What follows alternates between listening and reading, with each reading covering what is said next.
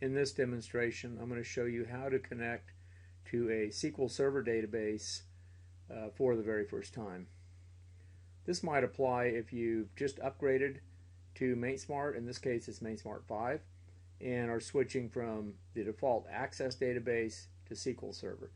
Now, to start with, we get the license screen, and we're not going to really cover this in detail in this video, but just a short version of this would be we'll click the Copy System ID to Clipboard, and we're going to do this after we've done the connection. Okay, we will be presented with this screen again, but what we'll do is we'll do Copy System ID to Clipboard.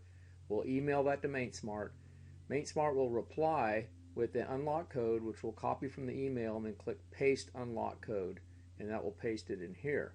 At that point, this button will become available. We'll click that, and then we'll have a permanent license. So for now, though, I'm just going to try the demo. And when I click that, I'm going to be presented with a tip of the day screen. And this is important because this is going to give me the opportunity to find the database. And this is how I'm going to connect to my production SQL Server database. Alright, so I click Find Database, and we get this little message. I'm going to say yes to that, and MaintSmart will shut down after changing the database. I'll say yes again. Okay, so here's our database connection dialog screen. This is what's important. So to start with, I'm going to pick SQL Server, and then I'm going to go to the connection, and I'm going to enter my server name, and then depending on what type of security you want to use, in my case I'm using Windows NT Integrated, I'll choose one of these items. If you choose a username and password, of course you'll have to enter them here. And then down here we'll go ahead and put in the database. So what is our server name? Alright, I'm going to bring it up, and I have SQL Server Enterprise Manager, or Management Studio as they call it now, showing, and what I want to connect to is this database here, MaintSmart S50100. Okay, so my server name is BUS-2012. Okay, now MaintSmart will run fine with versions of SQL Server from 2008 on up to the most current version, which at this time is 2019, I believe. So this is what I'm going to use for my server, BUS-2012. Don't put any slashes or hyphens or anything extra in here, or it will fail. Okay, and then my database name, MaintSmart S5100, and it is not case sensitive. So let's get rid of this screen, and I'll just go ahead and type this in.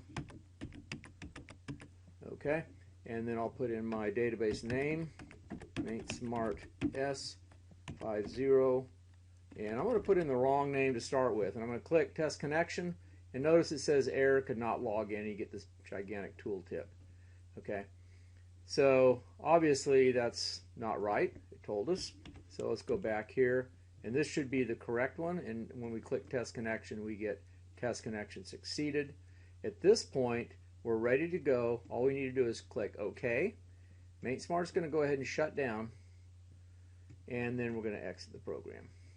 Okay, so I'm going to come back to this in a moment and start it up and log in. Okay, so we're back at MaintSmart. I restarted the program. Now notice the tip of the day doesn't give me the options anymore.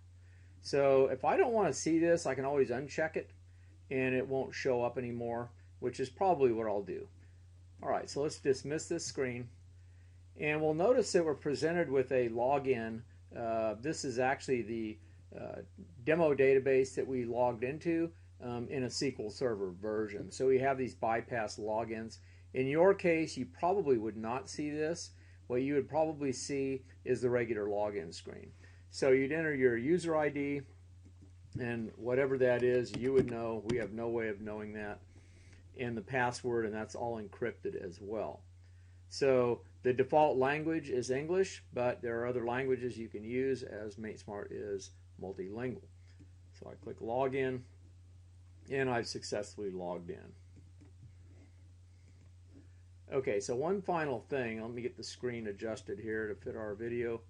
I'm going to go into my program configuration screen, which is right here, and I can access this because I'm logged in as an administrator. How do I know I'm an administrator? Down here at the bottom it says. Okay. Alright, so I'm going to click on that. And I just want to confirm my connection. So I go to configuration, and here we are. This is our SQL Server. There's our server under data source, and then initial catalog will be the database name. And that's it. Thanks for watching.